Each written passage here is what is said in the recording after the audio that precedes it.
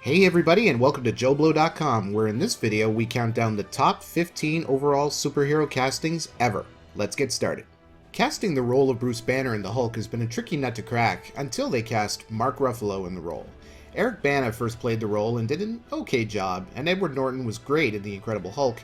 With the Avengers though, Ruffalo introduced us to a more stimulating Banner, one who keeps an emotional wall in order to keep people away. Across the two Avengers movies, he's been able to explore the nature of this very tortured man with pathos and a dash of humor.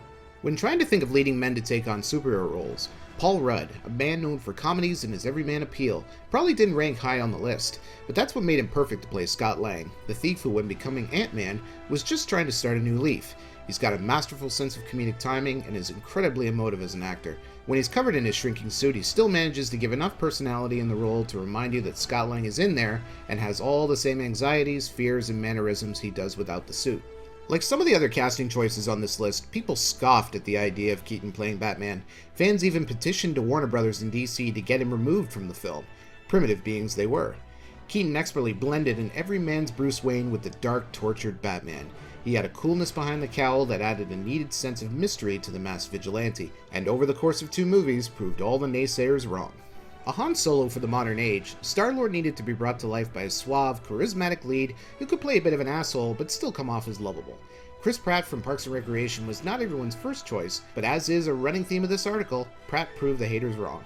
He is effortlessly infectious as Peter Quill, moving between hilarious banter with the rest of the Guardians of the Galaxy to heartbreaking emotion. Quill is just a guy who was taken from Earth years ago and now travels around the galaxy. We needed someone with a good old boy American relatability and bravado movie star energy. Pratt has both of these qualities in spades and makes this version of the character as pitch perfect as he can be. While Keaton set the groundwork for a gritty, haunted Batman, Bale was able to explore the character even further from the ground up.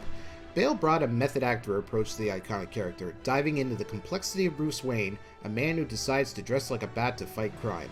The actor brought out layers to Wayne, which we hadn't seen before in movies before, but we knew they were there in the comics. He's obsessive, unrelenting, intelligent, and constantly trying to mask his inner pain. Across three movies, he was able to explore and unveil more and more of these layers, delivering a Batman for the modern age. That, and he owns the trademark on gravelly, clear, fake voices. This city just showed you that it's full of people ready to believe in good. If you listen to the Thor DVD Blu-ray commentary with director Kenneth Branagh, there's a very memorable scene where Chris Hemsworth emerges for the first time with his shirt off. This elicited what is currently the Guinness record holder for the largest collected swoon, with nearly 6 billion people fainting all at once. From a cinematic standpoint, Branagh explained the reason for the moment, that we needed Thor to look like a god. Hemsworth does. In terms of that physicality, Hemsworth is as close to the actual God of Thunder as we will ever get. But what makes his casting so perfect is how much he owns the room by exuding Thor's confidence, charm, and occasionally brazen arrogance. Thor Ragnarok let him loose like never before, and to see him leave the role now, should he decide to, would be a tragedy. An actual Wonder Woman if there ever was one, Gal Gadot herself stands for all things Diana does, and also has the ass-kicking skills to back it up. She was able to steal the show away from Batman and Superman, and then become a true modern icon in her own solo movie, Wonder Woman. She's fierce, noble, wise, and charming as hell, and much like the No Man's Land scene in Wonder Woman, she walks triumphantly onto a field populated mostly by men and stands tall as a force to be reckoned with. The Spider-Man movies are the biggest superhero flicks ever to hit theaters, after Batman of course, making billions of dollars at the box office. It's a mystery though that it took nearly 15 years for Sony to finally cast a young actor who could bring the teenage Parker to life. Tobey Maguire was good, Andrew Garfield was great, but Tom Holland? Dear God, if there ever was an actual living Parker out there, it is him. He has the physicality of a true wall crawler and the delightful innocence and humor that has made Parker so endearing for all these decades. The moment he came on screen in Captain America Civil War, everyone knew the right actor had been cast, to the point where it seemed silly to even mention the other two dudes. Can you imagine anyone else being able to step into a room with Thor, Captain America, Iron Man, and talking to them like a father scolding his children and telling them what's what?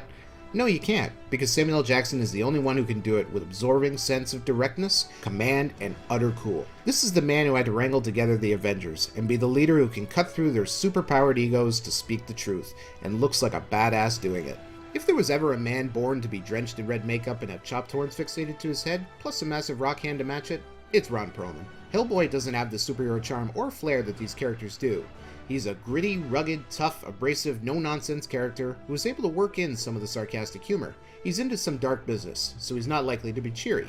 For Perlman, conveying all this seemed just as easy as getting up in the morning. He's Hellboy. He doesn't have to sell you anything. You just believe with all your heart and body that this is the demon hero sent to fight other paranormal entities. It's a damn shame he only got to lead 2 movies and has since been replaced with David Harbour. Oh, I would hate to be him right about now. Much like Perlman, Ryan Reynolds playing Wade Wilson in Deadpool looks as easy as stepping in front of the camera and being himself. Though the character is more openly vulgar and perverted than Reynolds, I assume, the actor throws out crude, depraved one-liners with joyful buoyancy that makes much more horrible words sound whimsical. Beyond the expert delivery of Wilson's sense of humor, Reynolds captures the character's humanity and vulnerability. We see this best when he's with Vanessa, played by Marina Baccarin, and his snarky defenses are completely shattered. Putting all this together, very few on this list have taken such command of a role, and in the strength of the performance, sold the character and the movie, turning both into undeniable phenomenons.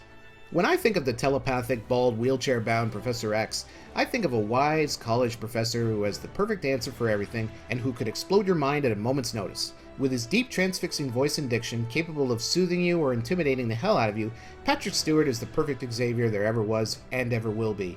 He exuded the warmth needed in the father figure character, and was tough when he needed to be, with Stewart having a firm grasp of the character since X-Men in 2000. James McAvoy has done an excellent job as the character, but Stewart's vision is the guiding light, and the one I always wanted to come back to, and he received a worthy farewell in Logan, delivering his most complex take on the character yet. I will wait here patiently for you to come up with a better comeback story than that of Robert Downey Jr. Turns out I won't wait too long because I know you don't have an answer. Downey was both the most left-field and ingenious choice to play Stark, a billionaire genius playboy philanthropist who has a change of heart.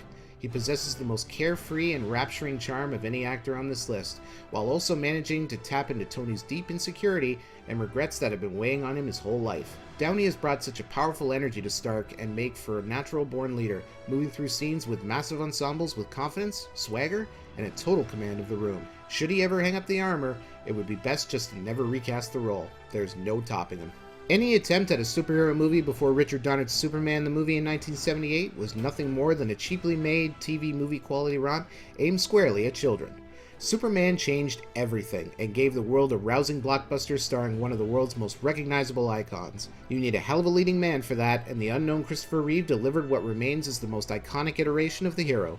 He's tall, strong, and sports the kind of jet black hair that screams America. As Clark Kent, he's sweet, naive, clumsy, and precisely the kind of nerd the character needs to be in order to sell the disguise. You completely buy it when Margot Kidder ignores his existence, because who on earth would want to associate with the dork Kent? But as a hero, he's the embodiment of heroism. Righteous, brave, and unflappable, he can soar through the sky and give the audience a smile with utter believability. Any child of any age can look up to Reeve as Superman and see a true hero, which is a testament to both Reeve as an actor and a man. 17 years. Over 17 years this man owned a role people initially fought against him even having.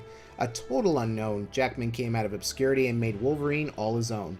Using his theatrical training, he gave us the clawed curmudgeon a mean animalistic physicality that doubles as an emotional defense, which he uses to keep people at a distance.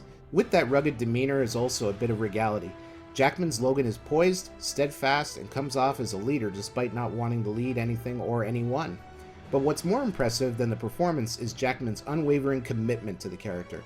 Despite 2 middling movies in a row, that being X-Men The Last Stand and X-Men's Wolverine Origins, Jackman still gave it his all and always tried to explore this complex character on a deeper and deeper level. This all culminated in a whopper of a final performance in Logan, delivering the greatest performance any actor has given as a comic book superhero. I'm Nick Bosworth with JoBlo.com. Thanks for joining us, and we'll see you next time.